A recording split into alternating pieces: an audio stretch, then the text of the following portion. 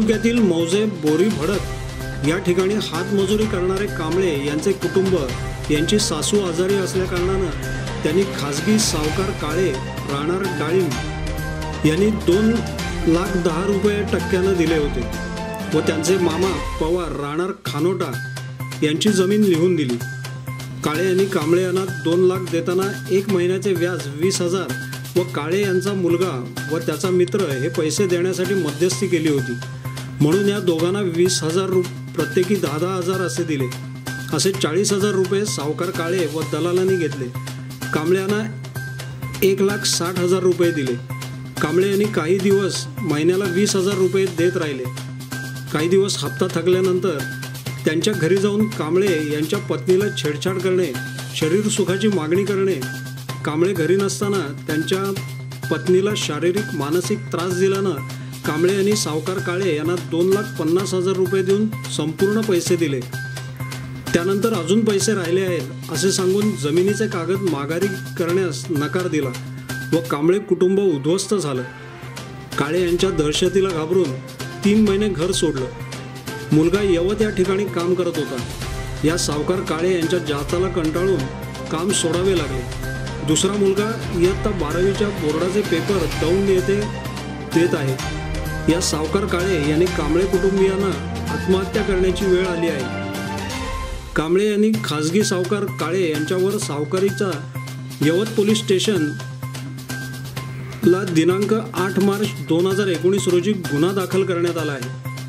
दौंड तालुक्यात पठाणी करणारे अधिकृत व खासगी सावकार यांनी दहशत करून गोरगरीब जनतेला आत्महत्या करण्याची वेळ आली आहे।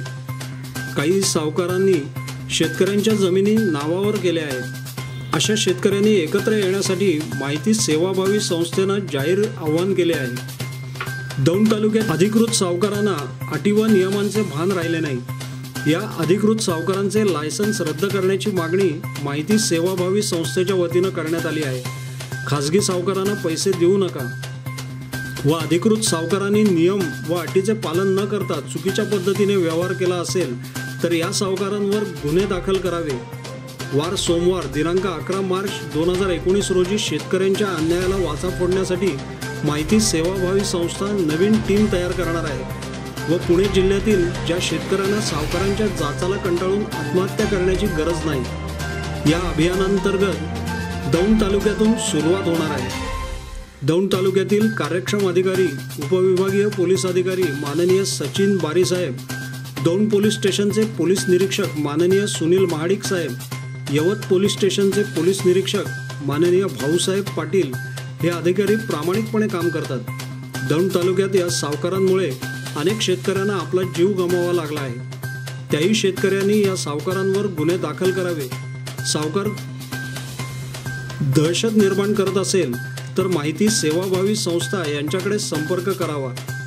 संपर्क मोबाईल नंबर 8981777 हा आहे। अन्यायाला वाचा फोडण्यासाठी सर्व शेतकऱ्यांनी एकत्र येण्याची गरज आहे। हे प्रशांत मोहन कांबळे हे आमच्याकडे सकाळी आले। ते 3 महिन्यापासून घराबाहेर राहत आहेत। हे यांचे मामा आहेत पवार काका। आज आम्ही यांना सांगितलेलं आहे की तुम्ही जे 3 महिन्यापासून घर सोडलेलं आहे तुम्ही आजच घरी जा। तुम्ही आज यवत पोलीस स्टेशनला 8 तारखेला कंप्लेंट दिलेली आहे। जर ह्यांच्या केसाला धक्का लागला त्याला पोलीस प्रशासन आणि जे सावकार काळे कुटुंबीय आहे ते जबाबदार राहतील। मी प्रशांत मोहन कांबळे राहणार बोरे भडक तालुका दौंड जिल्हा पुणे या गावामध्ये आम्ही 13 ते 14 वर्षापासून राहत आहे। आम्ही माझी पत्नी माझे 2 मुले जवळजवळ 13 ते 14 वर्षापासून त्या गावात राहत आहे। आणि एके दिवशी माझी सासू आजारी असल्यामुळे त्यांच्या आजारपणासाठी मला पैशाची अत्यंत गरज होती, तर मी ते पैसे मागण्यासाठी श्री विठ्ठल भंडलकर यांची मदत घेतली। त्यानंतर त्यांनी सांगितले असा डाळिंबमधील जे तुकाराम काळे हा माणूस व्याजाने पैसे देतो, त्या माणसाकडे आपण जाऊ। त्यानंतर मी विठ्ठल भंडलकर माझे मिसेस आम्ही त्यांच्या घरी गेलो। त्यांना विचारलं असं व्याजाने पैसे पाहिजे दवाखान्यासाठी लागतात। ते म्हणले ठीक आहे आज नाही उद्या या। दुसऱ्या दिवशी परत गेलो। दुसऱ्या दिवशी म्हणला तुमच्याकडे जमीन आहे का? तर मी म्हणालो माझ्याकडं जमीन आहे, परंतु माझी नाही, माझ्या मामाची आहे. तर मी मामाला विचारलं की तुमच्या नावावर मला 2 लाख रुपयाची गरज आहे, ते तुम्ही देता का? तर ते म्हणले मी येतो, नोटरी करून देतो. पण काळे म्हणाले की 10 रुपये टक्क्याने तुम्हाला पैसे दिले जातील. तर मी म्हणालो ठीक आहे, आता गरज आहे दवाखान्यासाठी तर घेऊ. तर चौथ्या दिवशी मामाला बोलून घेतलं. मी मामाला सांगितलं, मामा आणि माझे मिसेस मीनाक्षी प्रशांत कांबळे, आम्ही तिघे आणि विठ्ठल मध्यस्थी जो एजंट आहे तो विठ्ठल भंडलकर, आम्ही 4 जण मिळून त्यांच्या नोटरी करायला वकिलाकडे गेलो. वकिलाने नोटरी केली. नोटरी केल्यानंतर त्यांनी आम्हाला रोख स्वरूपात पैसे bank of India Uruli Kanchan येथे 2 लाख रुपये दिले. त्यातून 20,000 रुपये 1 महिन्याचे व्याज कापून घेतले. आणि त्यांचा मुलगा श्री काळे यांचा मुलगा भाऊसाहेब काळे यांनी स्वतः 10,000 रुपये आणि विठ्ठल भंडलकर यांनी 10,000 रुपये असे 20,000 आणि 1 महिन्याचे व्याज 20,000 असे 40,000 तिथे कापून घेतले. आणि आम्हाला उरलेले 1,60,000 रक्कम त्यांनी कॅश स्वरूपात दिली. कॅश स्वरूपात दिल्यानंतर काही 2-3 महिन्यानंतर आम्ही त्याचे दर महिन्याला 20,000 असे व्याज देत राहिलो. आणि काही नंतर आम्हाला ते पैसे देता आले नाही, तरी आणि दिले नाही. आणि नंतर आम्हाला तो वैयक्तिक जाता येता त्रास द्यायला लागला, आमच्या घरी येऊ लागला, माझ्या बायकोला छेडछाड करू लागला. असे काही त्यांनी गुन्हे केले.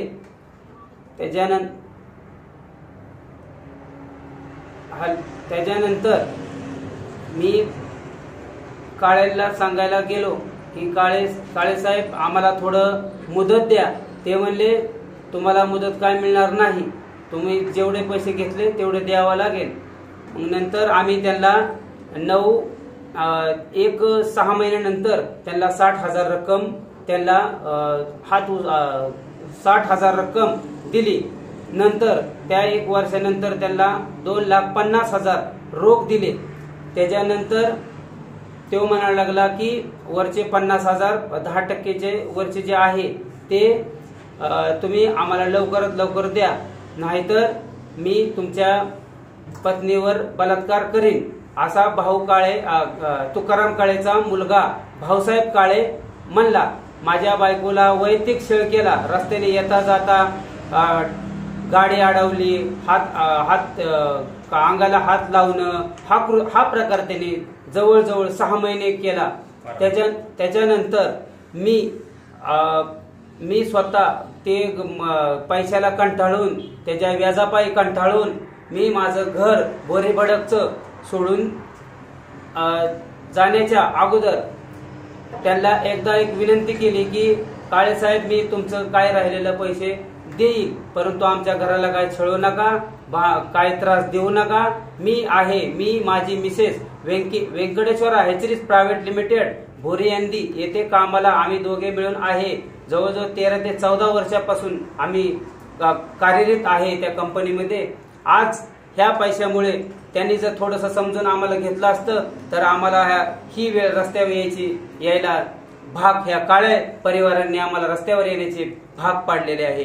आज मी 3 ते 4 महिन्यापासून बाहेर 1 महिना देवळात आम्ही नवरा बायको राहिलो.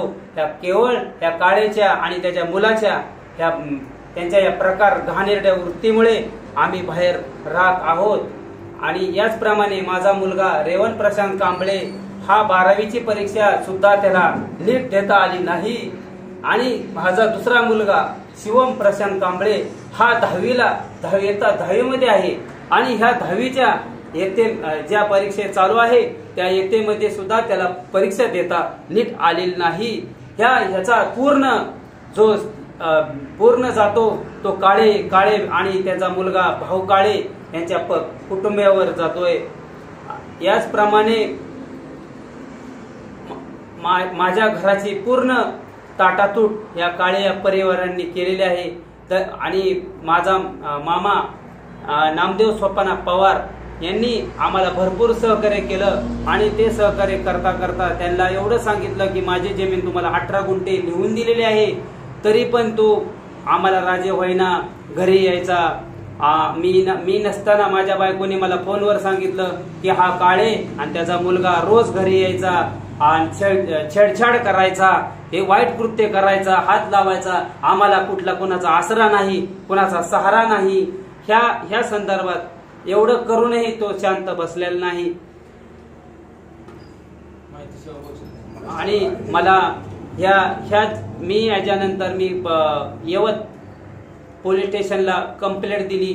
यवत पोलीस स्टेशन कंप्लेंट दिल्यानंतर मला असंच ओढत कळालं की माहिती सेवाभावी संस्था महाराष्ट्र राज्य या संस्थेकडे न्याय मिळावे अशी आशा बाळगते, म्हणून मी त्या संस्थेकडे सेवाभावी संस्थेकडे गेलो। मला सतीश खंडाळेसह मी हेमंत पेंडसे, BGB TV मराठी, बारामती।